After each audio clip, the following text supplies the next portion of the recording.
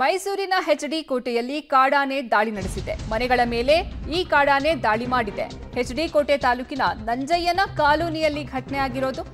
ಆನೆ ದಾಳಿಯಿಂದ ಮನೆಯ ಮೇಲ್ಛಾವಣಿಯೇ ಉಡಿಸಾಗಿದೆ. ಕಾಡಾನೆ ದಾಳಿಯಿಂದ ಸದ್ಯ ಜನ ಭಯಭೀತರಾಗಿದ್ದಾರೆ. ಎಚ್ಡಿ ಕೋಟೆ ತಾಲೂಕಿನ ನಂಜಯ್ಯನ ಕಾಲೋನಿಯಲ್ಲಿ ಕಾಡಾನೆ ದಾಳಿ ಮಾಡಿದೆ. ಈ ಕಾಡಾನೆ ದಾಳಿಯಿಂದ ಮನೆಯ ಮೇಲ್ಛಾವಣಿ ಉಡೀಸ್ ಆಗಿದೆ. ಕಾಡಾನೆ ದಾಳಿಯಿಂದ ಇಲ್ಲಿನ ಜನ ಭಯಭೀತರಾಗಿದ್ದಾರೆ.